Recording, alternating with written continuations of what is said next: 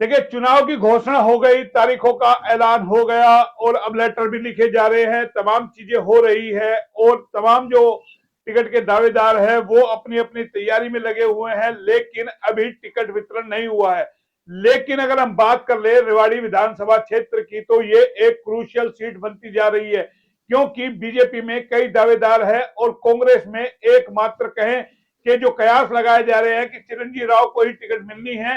जाहिर है वहां भी कईयों ने भरे हैं, लेकिन एक कयास ये है कि चिरंजीव राव को। तो कहीं ना कहीं जिस तरीके से यहाँ पर बीजेपी के कई एक अनार 100 बीमार वाली स्थिति है, उस पर आज करेंगे कैसे ये क्रूशियल सीट बनती जा रही है। क्या एक बार फिर बिल्ली के भाग का छिक्का टूटेगा या फिर जिसको टिकट मिलेगी क्या बगावत होगी, तमाम इन मुद्दों पे बात करेंगे, क्योंकि 2019 का चुनाव सबको ध्यान है किस तरीके से कापड़ीवास की टिकट कटी और उसके बाद सुनील मूसेपुर को टिकट मिली, उसके बाद अरविंद यादव के कार्यालय में राव के साथ क्या हुआ, तमाम चीजें लोगों को मालूम है। लेकिन हम बात कर रहे हैं 2024 में क्या सिनेरियो बनने वाला है, क्योंकि अब टिकट वितरण का समय कुछ ही दिन का शेष रह गया है, माथापच्ची हो रही है चुनाव समिति के अंदर कि आखिर किसको टिकट मिले। उसी में चर्चा करने के लिए हमारे साथ है परवीन राव और बोबी जी और राजनीति विश्लेषक है विनय यादव जी। इन दोनों से जानेंगे क्या सिनेरियो बनेगा, कौन बैठ जाएगा, कौन चुनाव लड़ेगा, कौन बागी होगा, तमाम चीजों पे। बोबी जी पहले आप ही के पास आ जाता हूं।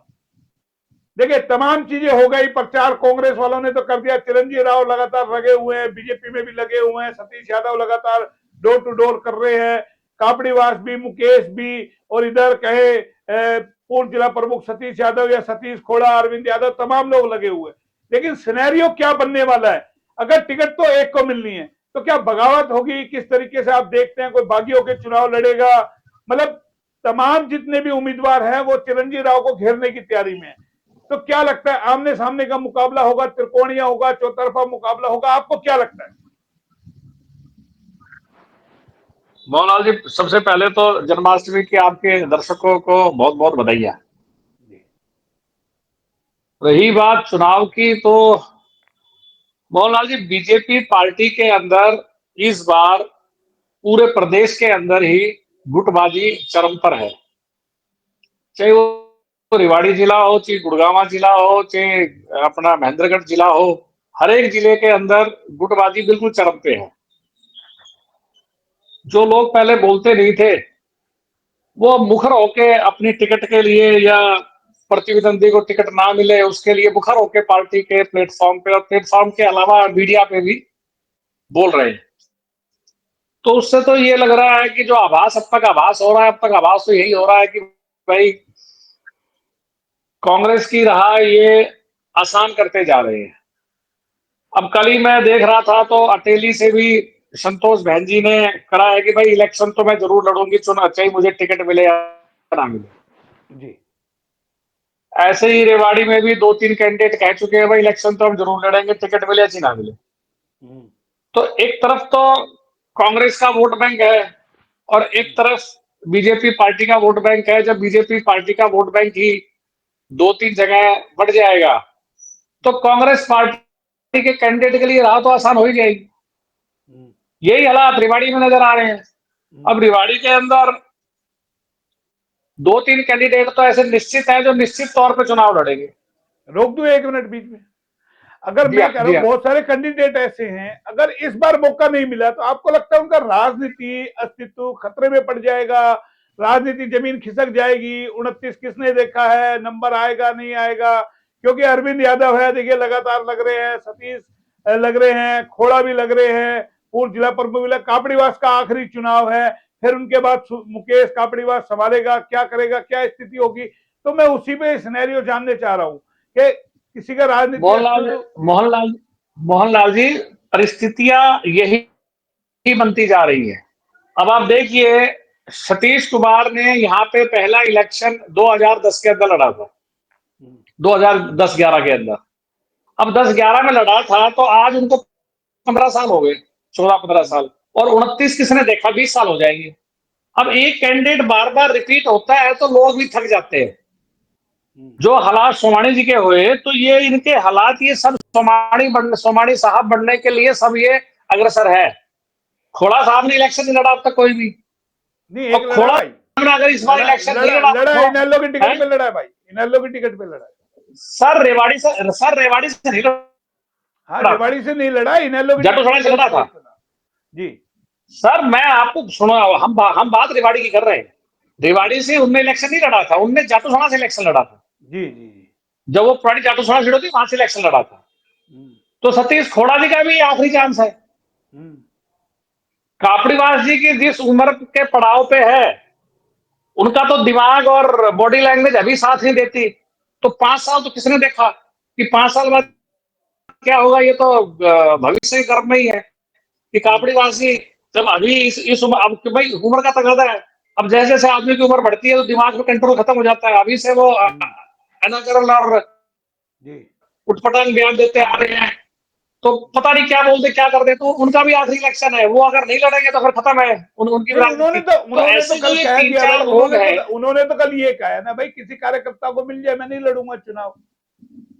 भाई पार्टी के किसी कार्यकर्ता को मिल जाए, चाहे दोबारा सुनील उनने कल मुसेफिर ये कहा है, उनने कल ये कहा, मोहनलाल जी हाथी के दांत खाने के और दिखाने के और। उनने कहा पार्टी कार्यकर्ता को मिल जाए, मगर कार्यकर्ता वो असली बीजेपी का होना चाहिए। असली नकली का कल फिर फर्क कर दिया है उनने उसके अंदर। जी जी अब बयान ढंग से देखिए उनका। जी। उनसे पत्रकार महोदय ने पूछा तो उनने बाद में इसको क्लेरिफाई भी किया है कि असली या नकली का उनने खुद। हम्म, तो जो ये हालात बन रहे हैं, उस हालात के अंदर अब ये जो नुकसान होगा, ये नुकसान तो बीजेपी को होने वाला है। हम्म, अब ये सब कुछ मिला के ये डिपेंड करता है कप्तान साहब के बच्चे पे, चिरंजीव पे, या कप्तान साहब पे, कि वो जो ये टूट फूट होगी उनमें से कितने लोगों को अपने पास ला सकते हैं। क्योंकि आज के टाइम में ये तो है नहीं कोई वैसे उठ के चला गया। भाई सब कोई मान सम्मान इज्जत का भूखा है। अब कप्तान साहब कितने को भाई मान मनोबल करके इज्जत देके अपने खेमे में ला सकते हैं, ये बात अब कप्तान साहब के बच्चे पर डिपेंड है। चलिए वो अगर चलिए अकड़ते चलिए रहे चलिए कि भाई चलिए, हम मुझे तो मुझे मुझे डिबेट लंबी ना हो, मुझे विनय जी को भी जोड़ना। विनय जी देखिए, सवाल आपसे भी कर लेता हूं, क्योंकि देखिए एक तरफ कांग्रेस है और दूसरी बार चिरंजीव राव मैदान के अंदर है, उनके पिता लगातार 6 बार रह चुके, और एक 14 को छोड़ दिया जाए तो कापड़ीवास जी मोदी लहर के अंदर चुनाव जीत गए, कैप्टन साहब को हरा दिया, लेकिन अब वो लहर भी नहीं है, वो स्थिति भी नहीं है, और अभी टिकट पे भी संशय बना हुआ है कि 19 में टिकट कट गई। तो अब आपको क्या सिनेरियो लगता है, किसी का राजनीतिक जीवन बचेगा या फिर 29 पे चला जाएगा, फिर हाथ पैर मारेंगे कार्यालय बहुत खुले, क्योंकि कई सारे कैंडिडेट बीजेपी में है। आपको क्या लगता है, क्योंकि ये कहे कि रेवाड़ी सीट एक क्रूशियल सीट बनती जा रही है, तमाम लोगों की निगाह टिकी हुई है, टिकट आखिर मिलेगी तो बीजेपी की किसकी मिलेगी, और मिलेगी तो कौन सीट निकाल सकता है? देखिए मोहन जी, सबसे पहले तो मैं जन्माष्टमी की सभी को हार्दिक शुभकामनाएं देता हूं। अहिरवाल का क्षेत्र है तो इसलिए इन सब के लिए शुभकामनाएं विशेष तौर पे बनती है आपके चैनल की तरफ से। अब बात करें तो बीजेपी के टिकट के दावेदारों, आधे से ज्यादा दावेदार तो केवल इसलिए दावेदारी कर रहे हैं कि इस समय एक सस्ती लोकप्रियता उनको मिल जाती है। चुनाव का समय रहता है, मीडिया चैनल्स में लोगों की जबान पर उनके बैनर पोस्टर देख के होता है भाई ये भी टिकट की लाइन में, ये भी टिकट मांग रहा है, मगर उनका कोई राजनीतिक ना चुनाव लड़ने की उनकी मंशा है और ना वो लड़ सकते हैं। ऐसा भी नहीं है कि उनको पार्टी टिकट ना दे और वो चुनाव निर्दलीय लड़ रहे, उनके अंदर वो कैलिबर, वो मादा नहीं है। नहीं, कौन सा ऐसा कैलिबर वाला कौन सा लगता है? कई कई ऐसे हैं भारतीय जनता पार्टी के जो केवल पोस्टर तक सीमित है। अगर उनके आका या पार्टी के सीनियर लीडर उनको एक लाइन में कह देगा आपको टिकट नहीं मिलेगी, वो अगले दिन ही अपना कार्यालय बोरिया बिस्तर बंद करके अपने घर बैठ जाएंगे। अगर वो जनता के सच्चे हितैषी हैं, वो समाज सेवा करना चाहते हैं, तो फिर ऐसा नहीं है खाली चुनाव के दौरान ही की जाए, आप जनता के मुद्दों पर जाइए, जनता के बीच में रहिए। मगर ये क्या है कि बॉबी भाई कई बार कह देते हैं तो मैं आज उन्हीं की बात कहता हूँ, ये बरसाती मेंढक जो है वो कई बार बरसात के समय में ही निकल के आते हैं। चुनाव लड़ने का तो जो जिसमें कैलिबर होगा वो टिकट ना मिलेगी तो भी चुनाव लड़ेगा। कौन कौन सा चेहरा नहीं, नजर पीछे आ रहा है? कई है नहीं, जैसे अब हम 24 की बात कर ले। देखिए कापड़ीवास ने 19 में हिम्मत दिखाई, बागियों के लड़े, हार जीत वो बात की बात है, लेकिन हम भी डूबे सनम, तुम्हें भी ले डूबे। क्या इस बार भी वो स्थिति होगी अगर बीजेपी पैराशूट से तार देती है या सुनील मुसेफिर को राव दोबारा टिकट दिला देते हैं, फिर नाराजगी होगी? अरविंद के कार्यालय में जो हुआ वो सिनेरियो फिर देखने को मिल सकता है, देखिए कहीं और देखने को मिल सकता है। मोहन जी, पिछली बार का जो सीन था, सिनेरियो था, कापड़ीवास की टिकट कटी, लोग चाह रहे थे उनको टिकट मिले और वो मंत्री बनेंगे, तो जो उम्मीद लोगों को थी वो उनकी पूरी नहीं हो पाई और उनकी स्वयं की भी नहीं हो पाई, और सुनील मुसेफिर को टिकट एक पैराशूट लैंडिंग से राव साहब की तरफ से दिलवाई गई। तो नए कैंडिडेट थे, अचानक से एंट्री हुई और एक बार से ऐसा विरोध हुआ भारतीय जनता पार्टी के जो पुराना कैडर था उनकी तरफ से कैंडिडेट के खिलाफ, जिसके अंदर आप किसी को भी गिन सकते हैं, सतीश खोड़ा है, चाहे अरविंद यादव है, चाहे रणवीर कापड़ीवास है, और भी कई नेता जो अंदरूनी रूप से उसमें शामिल थे उस विरोध के अंदर, तो उन्होंने समर्थन नहीं किया। वो कई ऐसे थे जो खुलकर नहीं आ पाए, मगर वो अंदरूनी रूप से साथ नहीं थे इस कैंडिडेट के, तो उनकी हार का कारण बना और चिरंजीव विधायक बन गए। मगर अब का सिनेरियो क्या है कि पिछले लगातार 5 साल से सुनील मुसेफिर भी पार्टी के अंदर लगातार गतिविधियों में, ग्राउंड में लोगों के बीच में रहे हैं। ये एक उनका प्लस पॉइंट है। हालांकि कई लोग हो सकते हैं जो उनके विरोध के हैं वो इस बात से सहमत नहीं होंगे, क्योंकि सबकी अपनी अपनी, जो जिस कैंडिडेट के साथ लगा रहता है उसको वो उसी की बातें सुनना चाहता है। अब जो भी कोई पॉलिटिकल एनालाइज करे, वो अगर हमारे कैंडिडेट के समर्थन में कर रहा है तो उसको वो बातें अच्छी लगती है, दूसरे के लिए कहे तो वो कहेगा ना ये तो विरोध जानबूझ के कर रहे हैं, ऐसा कुछ नहीं है। बिल्कुल बिल्कुल, आपके पास 2-3 प्लस पॉइंट है। देखिए आरती यात्रा है, तो अब जो उन्होंने जिस तरह से उनकी थोड़ी जो चेंज हुआ है उनके अंदर, और जो लगातार जनता में रहे हैं, तो अब वो भी एक उस लिस्ट में आ गए हैं, अब वो कांग्रेस को टक्कर दे सकते हैं।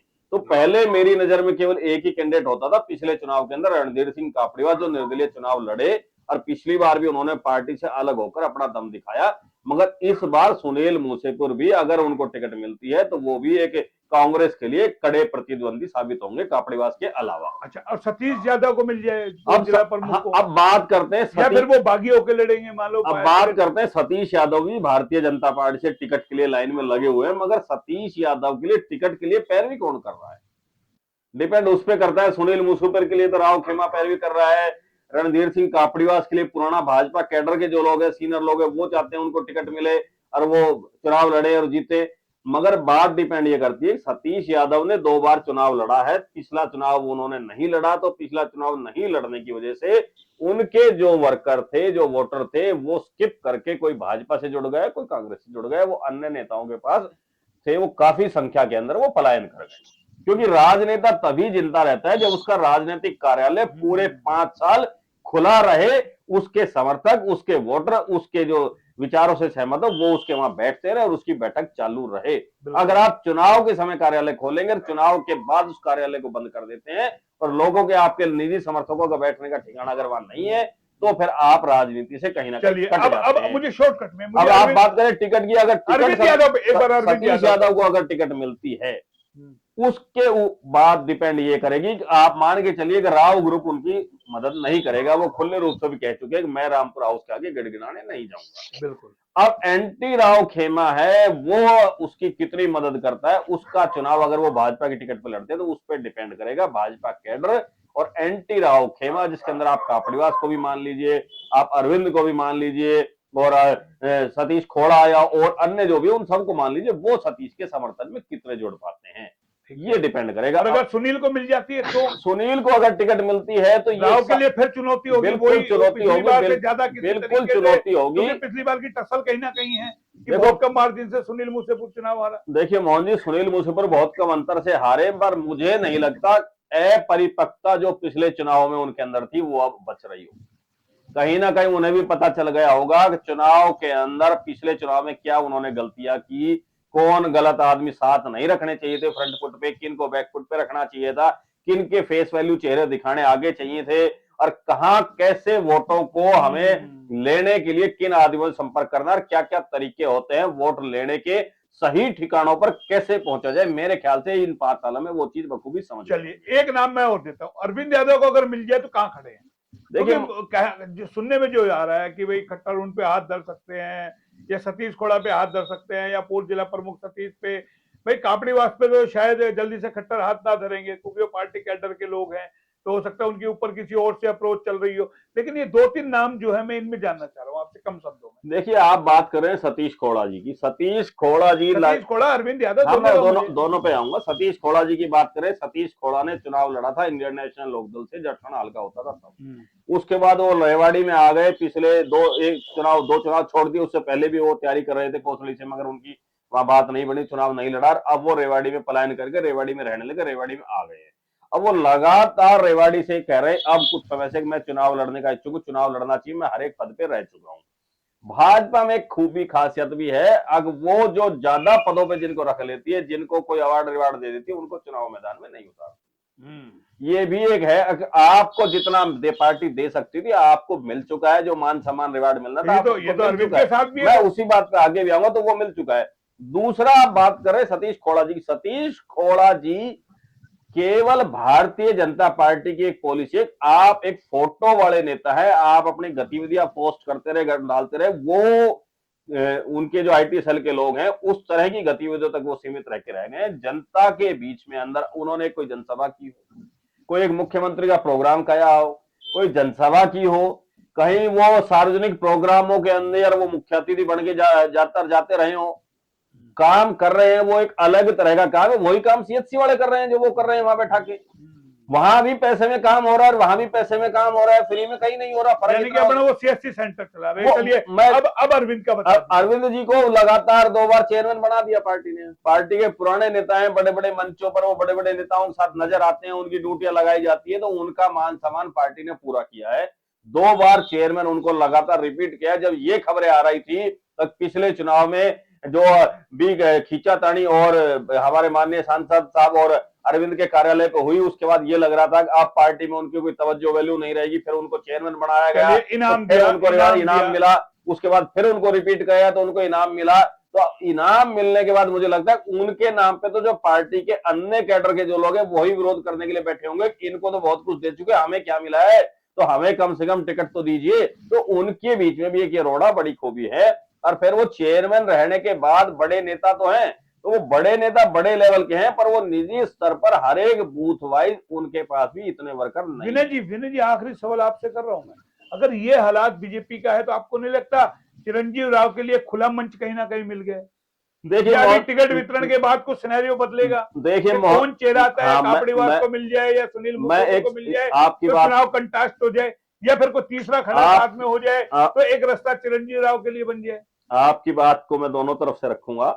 अगर भाजपा के अंदर जितने भी कैंडिडेट्स हैं जो टिकट की लाइन में, ये सारे बागी होकर चुनाव लड़ते हैं और राव खेमे की पुरानी भाजपा खेमे की खींचतान बरकरार रहती है, तो कांग्रेस रेवाड़ी के अंदर मजबूती से खड़ी है, वो चुनाव जीतेगी।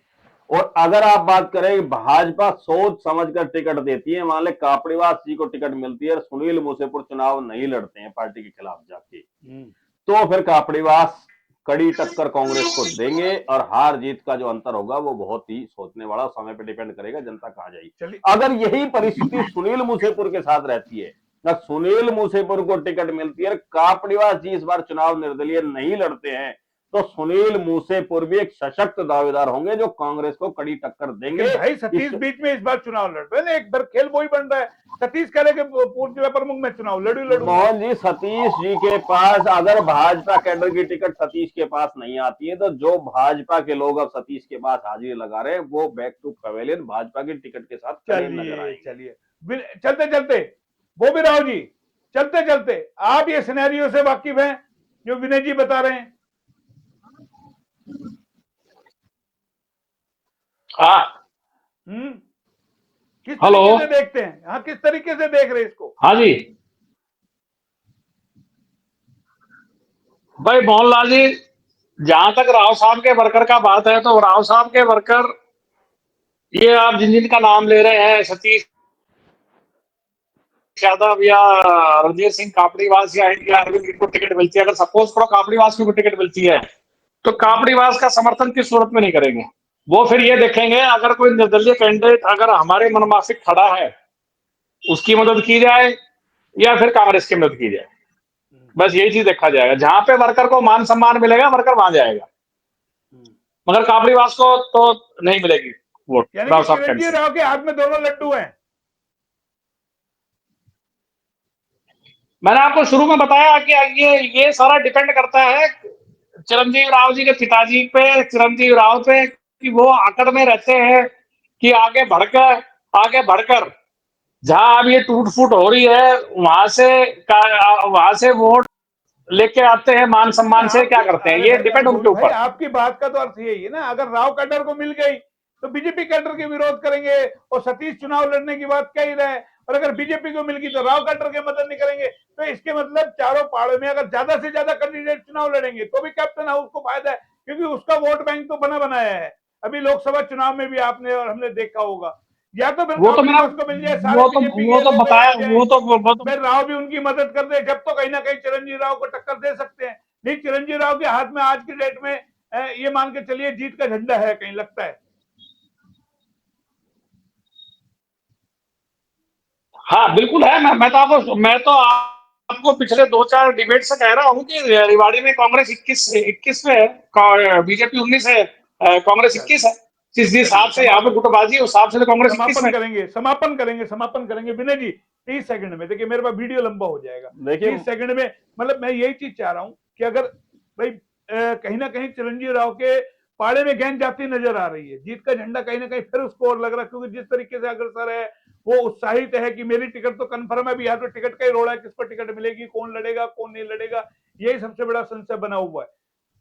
देखिए मोहन जी राव, चिरंजीवी राव जो हैं वो भी इस समय ज्यादा उत्साह में नजर आ रहे हैं, और अति उत्साह, पहले का उत्साह कैंडिडेट को आखिरी तक बरकरार रखना नहीं, बरकरार रखने में बड़ी दिक्कत आती है। ज्यादा उत्साह के कारण कार्यकर्ताओं की अनदेखी हो जाती है। जो लोग इस बार हो सकता है चिरंजीवी राव के साथ पहले ना रहे हो चुनाव में, वो जुड़ना चाहते हो तो उनके पुराने जो वर्कर है वो उनको जुड़ने नहीं देते हैं, और उनको किसी न किसी वजह से दूर रहना पड़ता है। और जब कार्यकर्ता दिल से किसी कैंडिडेट के साथ जाना चाह रहा हो और वो ना जुड़ पाए और उसको दूर रखा जाए, तो वो दोगुनी शक्ति से उसके विरोध में नजर जरूर आता है। लेकिन देखिए उनके चुनाव की कमांड खुद अब उनके फादर ने, उनकी हाँ, मदद मैं में उसी बात पे आ रहा हूँ। दोनों ने अब संभाली हुई है। बात कर रहे हैं नगर परिषद की, रेवाड़ी की और धारवाड़ा की। आप देखिए नगर परिषद रेवाड़ी के और धारवाड़ा का कितने पार्षद चिरंजीवी राव के साथ हैं और कितने उनके विपक्ष में हैं।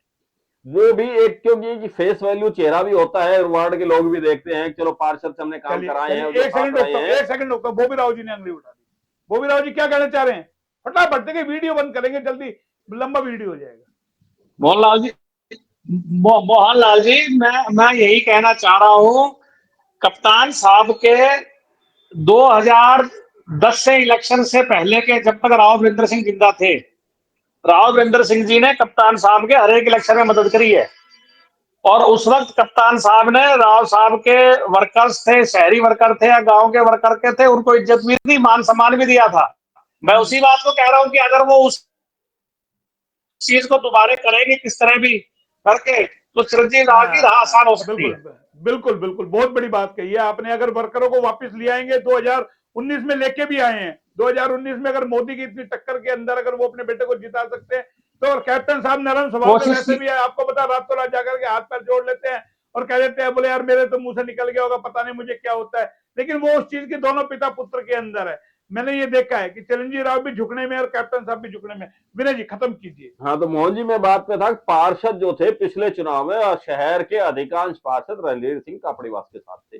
अब उनमें से आधे पार्षद कैप्टन साहब के पास नजर आते हैं। आप देखते होंगे उनकी सभाओं में, मीटिंगों में वो वहां नजर आते हैं, तो ये एक उनका प्लस पॉइंट है। मगर बात खाली क्या है, जो पहले जो सिटिंग पार्षद जो रह चुके हैं, अब वर्तमान में जो पार्षद है वो अधिकांश भारतीय जनता पार्टी से जुड़े हुए हैं। मगर अब जिस तरह से नगर परिषद के हालात हुए हैं, जिस तरह लोगों के काम नहीं, तो पार्षदों के प्रति नाराजगी भी बहुत बारी है वोटरों में, जनता में। अब उनको सिलेक्ट करना पड़ेगा खड़े होने वाले कैंडिडेट को, चाहे वो भाजपा के हैं, चाहे वो कांग्रेस के हैं, चाहे निर्दलीय हैं। आप किस किस चेहरे को अपने साथ लाते हैं, जो पूर्व में रहे हो या सिटिंग हो, जिनकी फेस वैल्यू अपने अपने वार्ड में, अपने क्षेत्र में या अपने समाज के अंदर है, जिनमें सामाजिक संगठन भी है, व्यापार बाजार के प्रधान भी है, चाहे वो पूर्व है या सिटिंग है। जो पूर्व है उसकी भी एक अपनी वैल्यू होती है और सिटिंग की भी होती है। कई बार ऐसा होता है सिटिंग का ग्राफ कम होता है, पूर्व का ज्यादा रह जाता है। तो अब ये डिपेंड करेगा इनके ऊपर, किस विवेक से किस किस को अपने साथ ये जोड़ते हैं और कैसे वो चुनाव को आगे बढ़ाएंगे। स्टार्टिंग में कह दिया कैप्टन साहब कितना गेन कर पाते हैं, कितना वापस ला पाते हैं, और वही चीज आप कह रहे हैं। यानी कि आज विचारधारा कहीं ना कहीं आप दोनों की मिल रही है। लेकिन सबसे बड़ी बात यह है कि एक क्रूशियल सीट रेवाड़ी की है। हालांकि कांग्रेस का क्लियर है, चिरंजीवी राव को टिकट मिलनी है जहां तक 100% है। लेकिन बीजेपी की टिकट के बाद एक स्थिति सामने आएगी कि आखिर चुनाव किस ओर मुड़ेगा। फिलहाल चुनाव कांग्रेस के पाले में आता हुआ दिखाई दे रहा है, क्योंकि यहाँ जो बीजेपी में टिकट को लेकर के जिस तरीके की मारामारी है, चुनौतियां हैं कि बगावत होगी नहीं होगी, तमाम चीजों पे हमने विश्लेषण किया। लेकिन अब देखना यह है टिकट आखिर कौन लेके आता है, क्या उसके बाद बगावत होगी, 19 वाला सिनेरियो फिर देखने को मिलेगा। ये तमाम चीजें हमारी निगाह इस पर बनी रहेगी। फिलहाल आप दोनों मेरे साथ जुड़े, बहुत बहुत धन्यवाद। फिर आएंगे नए अपडेट पे, तब तक के लिए नमस्कार।